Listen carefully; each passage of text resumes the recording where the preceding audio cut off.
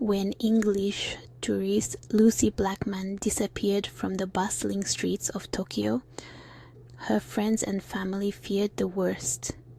But what they could never have imagined was that her disappearance would uncover one of Japan's darkest and most notorious criminals.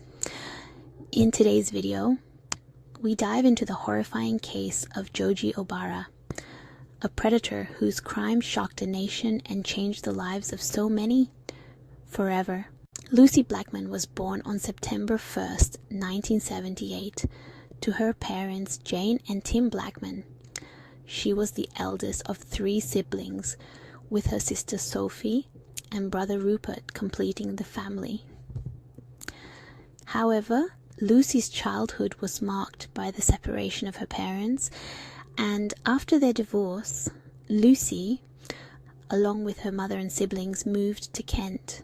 In May of 2000, Lucie and her close friend and fellow flight attendant Louise hatched a plan to leave their airline jobs and move to Japan.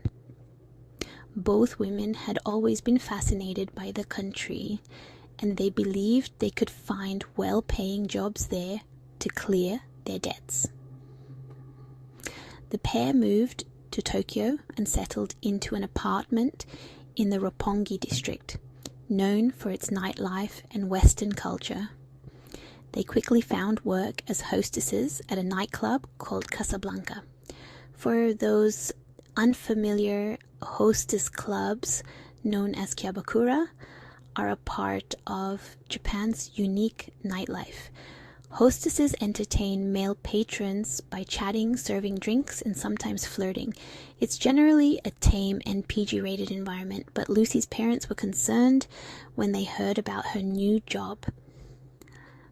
However, Lucie reassured them she knew her limits, or so she thought. On the afternoon of July 1st, 2000, Lucie left her apartment, dressed in a black dress and sandals. She told Louise she was meeting a customer from Casablanca for a dohan, a dinner date that was part of the club's rules. The man had promised to give her a new mobile phone, and she expected the date to last only about an hour. Throughout the day, Lucie messaged Louise and her boyfriend Scott Fraser multiple times. At 1:30 p.m., she said she was with her lunch date. At 5 p.m., she texted to say she was being taken to the sea. And finally, at 6:45 p.m., she promised she would be home in half an hour.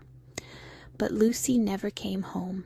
As the hours turned into days, Louise and Scott grew increasingly concerned. They contacted the police, but at first there was little urgency.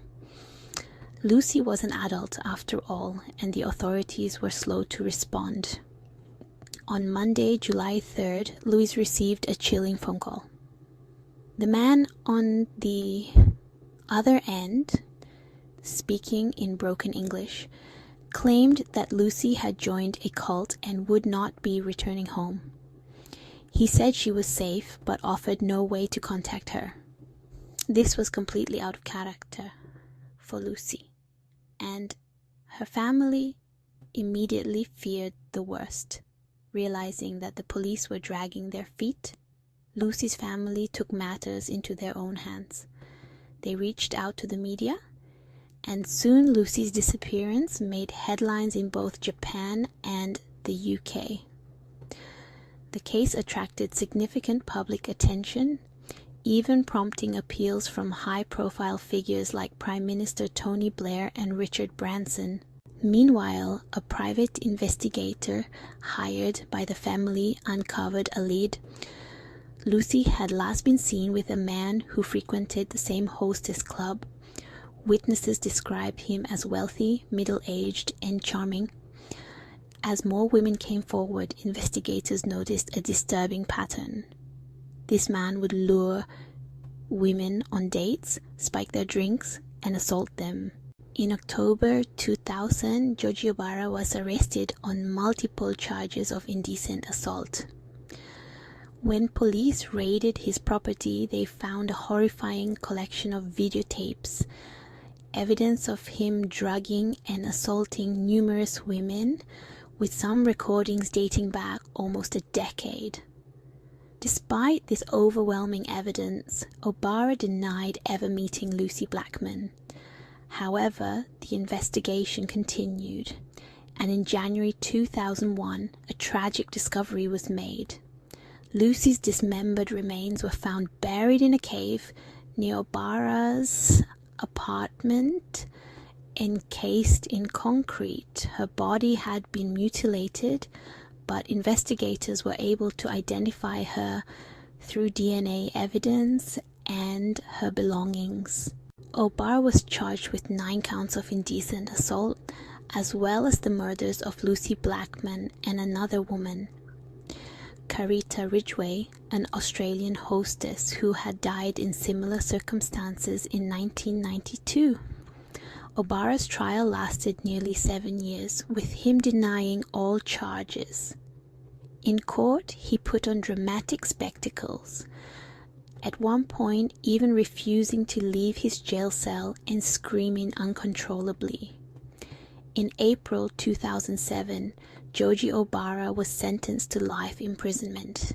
He was found guilty of the abduction, rape, and dismemberment of Lucie Blackman, as well as the murder of Carita Ridgway.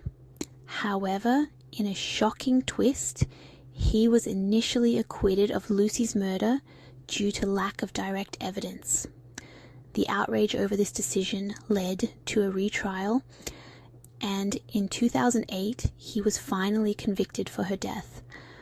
Obara's sentencing brought some closure to Lucie's family, but the pain and loss will remain with them forever. Her father, Tim Blackman, accepted a controversial settlement from Obara during the trial, causing a deep rift in the family. Despite this, Lucie's legacy lives on, and her case has left a permanent mark on the Japanese legal system. And so concludes the tragic case of Lucie Blackman and Joji Obara. If you found this video insightful, please hit the like button and subscribe for more in-depth true crime stories. Drop your thoughts on this case in the comments below, and as always, thank you for watching.